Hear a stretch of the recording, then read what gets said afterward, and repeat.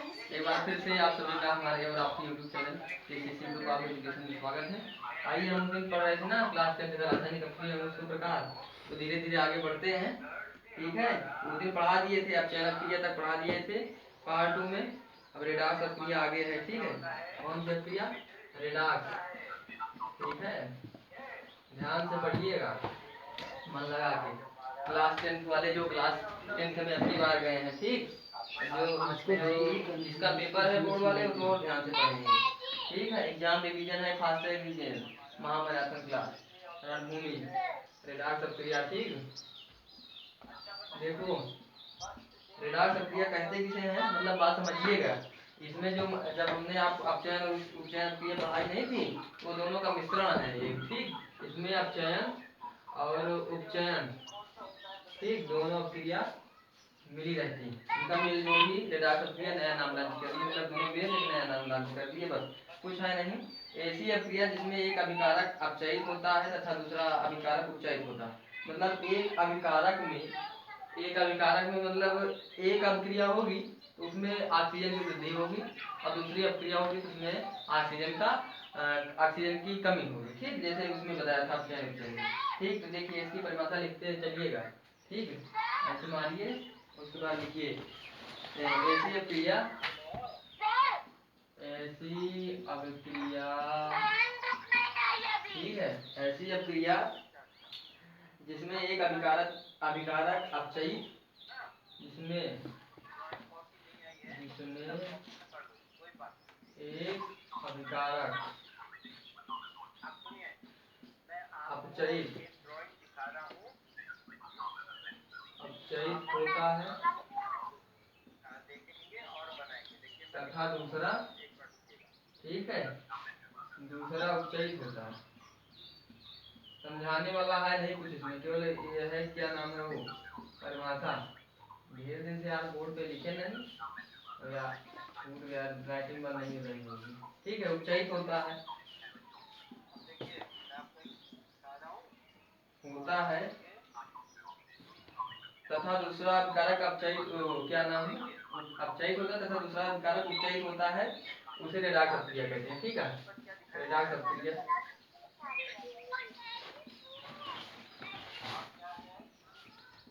कहते हैं।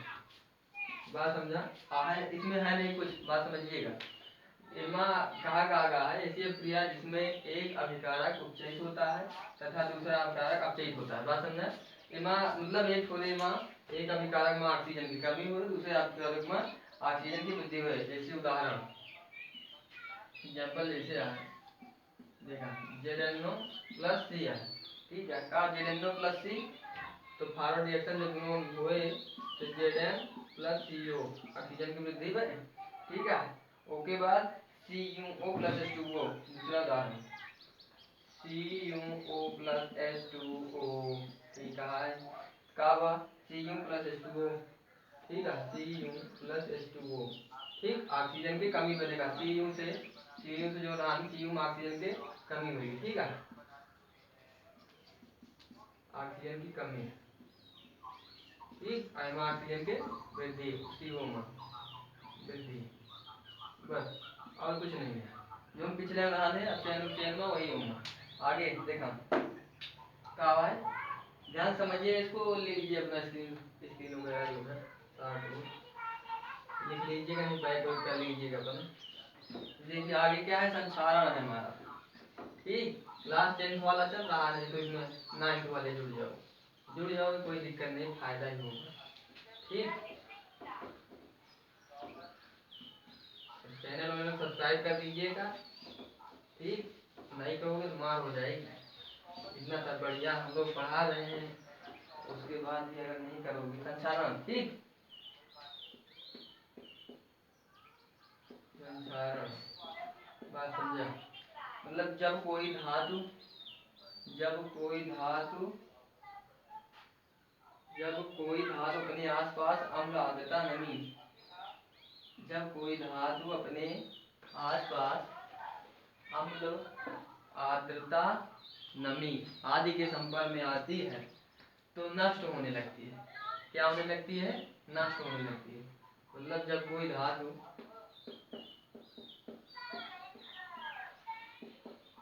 धातु अम्ल आर्द्रता नमी संपर्क में आवत है नष्ट होने लगती है। ठीक है,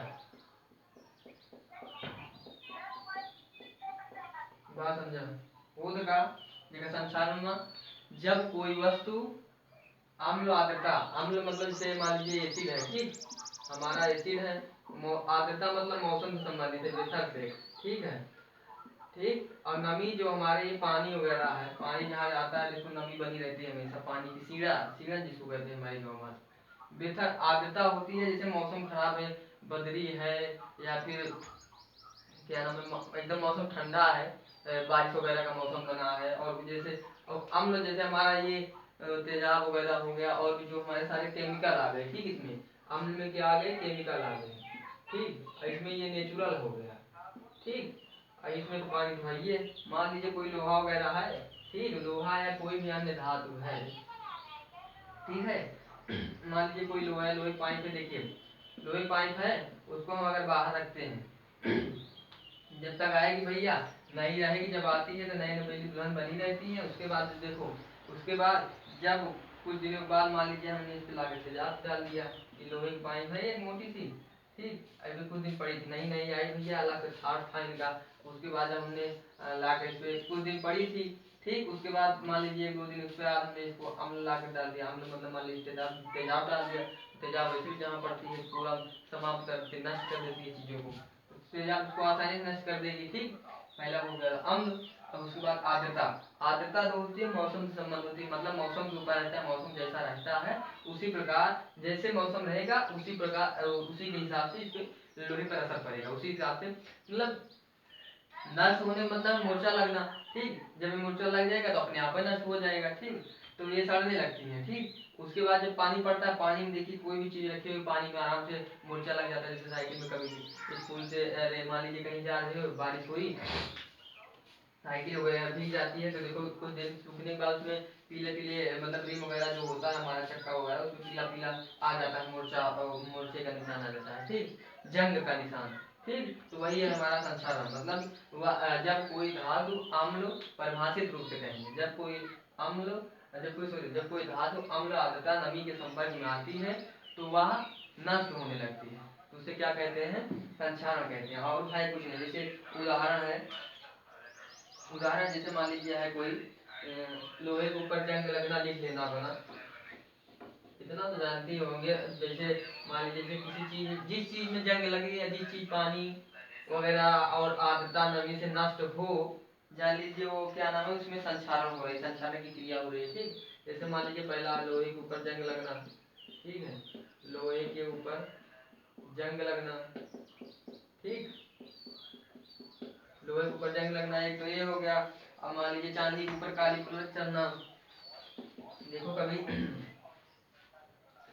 चांदी वगैरह का पायल रहता है उसमें देखो काली परत चढ़ जाती है, ठीक। जब लेते हैं तो नया रहता है, सफेद रहता है, लेकिन जब कुछ दिनों बाद उसमें काली परत चढ़ जाती है, ठीक, ठीक। तो मतलब संक्षारण होने लगता है, नष्ट होने लगता है, उसी में काली परत चढ़ जाती है, खराब होने लगता है, गंदा हो जाता है। और लोहे में भैया भैया कुछ दिन रखा रहता है, तो अब जानते होंगे, इतना समझाने की जरूरत नहीं है, इतना मंदबुद्धि नहीं होंगी, ठीक। तो लोहे में जब जंग लगता है तो भी खत्म होने लगता है, मतलब जब ये खत्म होने लगता है तो उसी क्रिया को संक्षारण कहते हैं, बस इतना समझिएगा। जब ये लोहा वगैरह जंग लगता है, नष्ट होने लगता है, और मान लीजिए जो चांदी है उसमें भी नष्ट होने लगती है, टूटने लगता है, कुछ भी होने लगता है, जितने भी धातुएं हैं, लोहा वगैरह है और कुछ भी जो भी है, स्टील वगैरह, तो उसमें जब मूर्छा लगने लगता है तो वही उसी क्रिया को जब वो नष्ट होने लगता है तो उसी क्रिया को संक्षारण कहते हैं, बस इतना है, ठीक। चांदी के ऊपर काली परत चढ़ना, बस ठीक, लिख लीजिए, इसको नोट कर लीजिए। उसके बाद है विकृत गणित, चैप्टर समाप्त, ठीक, चैप्टर समाप्त। ज्यादा था नहीं, सारी चीज जो मेन मेन था क्रिया वगैरह सारा हमने पढ़ा दिया। अब केवल क्या नाम है वही एक विकृत गणिता बची है, सारी अब क्रिया हमने आपको पढ़ा दी। अब आगे हम दूसरे पार्ट में आपके चलेंगे, ठीक है। इसमें एक टॉपिक छूटा वगैरह वो समीकरण, रासायनिक समीकरण संतुलित करना, उसको अगली वीडियो में बता देंगे आपको, अगली लाइव सेशन में जब चलेगा हमारी क्लास चलेगी, उसमें बता देंगे कल या आज ही आपको बता देंगे शाम तक। ठीक, संचालन हो गया। विकृत गणिका, विकृत गणिका। ठीक, विकृत गणिका में क्या होता है, जब कोई खाद्य पदार्थ पदार्थों में उपस्थित, खाद्य पदार्थों में उपस्थित तेल वसा, ठीक, तेल वसा को मतलब उसमें संपर्क में आने में, ऑक्सीजन के संपर्क में आने पर क्या नाम है उसका, स्वाद जो है, स्वाद और गंध का बदल जाना। मतलब जो स्वाद है, ठीक, जैसे मान लीजिए कोई खाद्य पदार्थ है, ठीक, खाद्य पदार्थ है, मान नमकीन वगैरह है, खाद्य पदार्थ है, ठीक, उसमें जो तेल पड़ा रहता है, तेल और वसा, ठीक है, क्या पड़ा रहता है, तेल तथा वसा उपस्थित, खाद्य पदार्थ में उपस्थित तेल तथा वसा, ठीक, वसा का ऑक्सीजन के संपर्क में, ऑक्सीजन के संपर्क में आने पर उसका स्वाद बदल जाना, ठीक, उसका स्वाद बदल जाना, गंध बदल जाना, ठीक, स्वाद या गंध बदल जाना, ठीक, या गंध बदल जाना ही विकृत गणिका कहलाती है। ठीक, विकृत गणिका कहलाती है।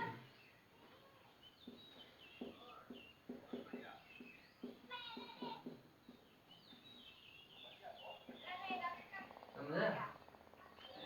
जैसे मतलब नमकीन है, टीचर ज्यादा तो 1 रुपये वाली, ठीक, मान लीजिए नमकीन है, इसमें ऐसे तो बन नहीं कि मैदा पड़ा होगा, उसके बाद वसा भी होगा, नमकीन तो नमक भी पड़ा था, तेल में तो छाने ही होंगे इसको, मान लीजिए, ठीक है, तो इसमें मतलब तेल भी है, वसा भी।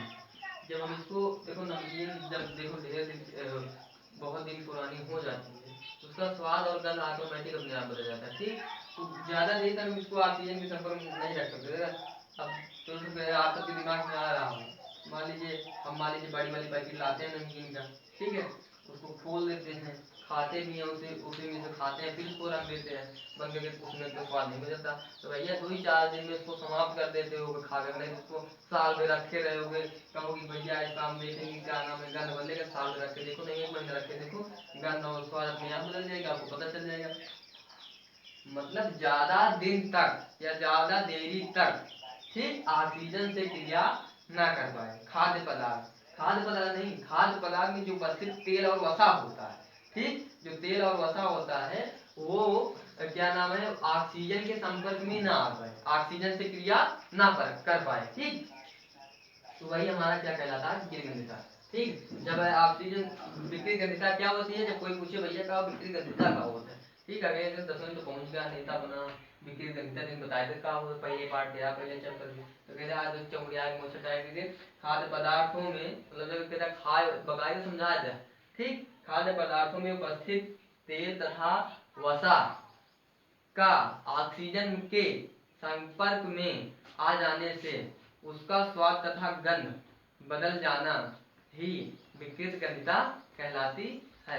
ठीक है, बकायदे इनको समझा जाए, ठीक है, इसीलिए हमारे चैनल इतना बढ़िया पढ़ा रहे हैं, ठीक है, हमारे बच्चे जो हैं हमसे पढ़ रहे हैं वो कहीं किसी दूसरे चैनल से ना पढ़े, चैनल मतलब किसी दूसरे टीचर से ना पढ़े, नहीं तो हमारे पढ़ाने का मतलब क्या रह जाएगा। ठीक, तो इसका उदाहरण क्या है, जैसे मान लीजिए पनीर, पानी का था, पनीर को खुला रखने पर विकृत गंधित हो जाता है। ठीक, पहला उदाहरण बात समझिएगा, पानी तथा पनीर, देखो अब पनीर, पानी को बहुत दिन तक खुला रखोगे तो उसका टेस्ट बदल ही जाएगा, ठीक है, टेस्ट मतलब उसका रंग रूप तो बदल ही जाएगा।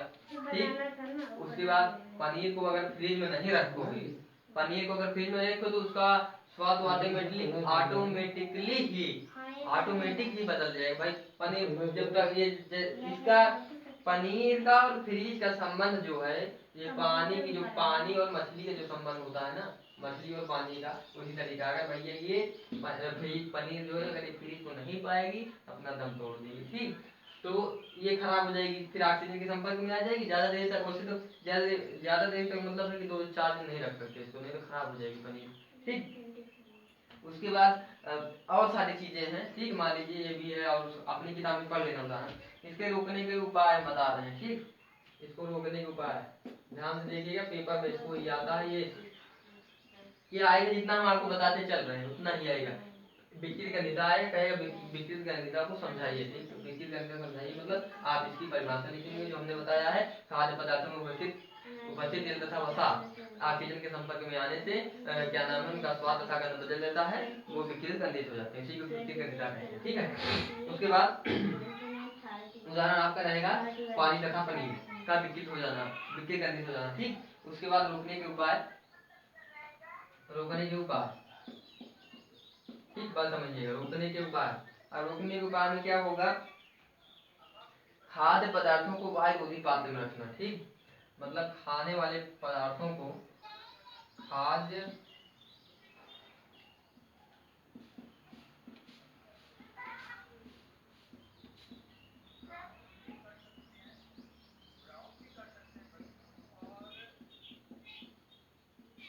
ठीक, खाद्य पदार्थों को वायुरोधी पात्र में रखना। ठीक, उसके बाद खाद्य पदार्थों को पके हुए भोजन को सीधे, देखा बात समझा, सीधे जो हमारा भोजन है, पका हुआ भोजन है, ठीक, इसको सीधे सीधे सूर्य के संपर्क में आने से बचाना चाहिए। सीधे सूर्य के किरणों या सूर्य की रोशनी के संपर्क में आने से बचाना है। ठीक, संपर्क में आने से बचाना है। ठीक भैया, देखो कैसे, मान लीजिएगा तो कोई कॉल लेके तो बैठ जाए थे काठी खाए खातिर हर एक चीज, सूर्य को तो रोशनी लागत है, लेकिन देखो डायरेक्ट सूर्य हमारे पास जो सूर्य की रोशनी अंतरिक्ष से आ रही है प्रकाश से, आकाश से, वो हमारी सूर्य की रोशनी ऐसे नहीं आ रही सीधा, ऐसे हमारी रोशनी सीधा ऐसे रही, क्षैतिज रूप से आ रही है, ऐसे ऐसे फैला।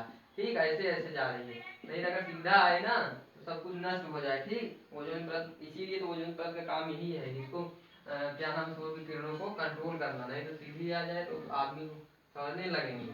ठीक, बात समझिएगा, तो सूर्य के संपर्क में आने से बचाना चाहिए। खाद्य पदार्थों को रेफ्रिजरेटर में रखना है। ठीक, रेफ्रिजरेटर मतलब समझिए फ्रीज में, नहीं कुछ लोग भक्त गवार होंगे इसमें रेफ्रिजरेटर नहीं जानते हैं। खाद्य पदार्थों को लिख दे रहे हैं फ्रीज में रखना, फ्रीज में रखना चाहिए। ठीक, रोकने के उपाय देखना, खाद्य पदार्थों को वायुरोधी पात्र में रखना है, मतलब जिसमें ऑक्सीजन न पहुंच पाए। ऑक्सीजन पहुंचने का मतलब ये है कि ऑक्सीजन पूरी तरीके से वो ऑक्सीजन से क्रिया न कर पाए। ठीक, उसके बाद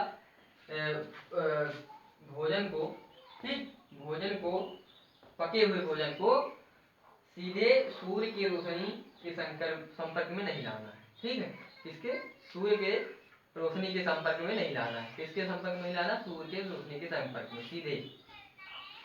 उसके बाद खाद्य पदार्थों को जो हमें फ्रीज में रखना है, रेफ्रिजरेटर में रखना है। ठीक, यही हमारे विकृत गणित है। ठीक है, बात फिर समझा दे रहे, खाद्य मतलब इसमें जो हमारा खाद्य पदार्थ होता है, इसमें तेल होता रहता है, तो उसको हमें ऑक्सीजन के संपर्क में नहीं आने देना। ऑक्सीजन के संपर्क में आएगा तो उसका स्वाद तक दोनों बदल जाएगा, विकृत गंधित हो जाएगा। ठीक, जैसे पानी तथा पनीर। उसके बाद वो रोकने के उपाय, इसके रोकने के उपाय पूछेगा आपसे, तो रोकने के उपाय, खाद्य पदार्थों को वायुरोधी पात्र में रखना और पके हुए भोजन को सीधे सूर्य की रोशनी से बचाना और खाद्य पदार्थों को फ्रिज में रखना।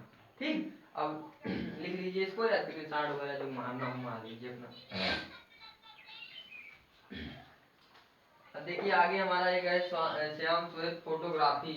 ये आपकी किताब में नहीं है लेकिन पूछता है इसको, पिछले साल 2020 में आया था श्याम सूरत फोटोग्राफी का समीकरण लिखना। केवल समीकरण लिखना ही आता है। ठीक, हाई स्कूल 10th में ये जो विकृत गणिता पूछेगा इसके ऊपर नीचे ही रहेगा, श्याम सूरत फोटोग्राफी का समीकरण लिखिए।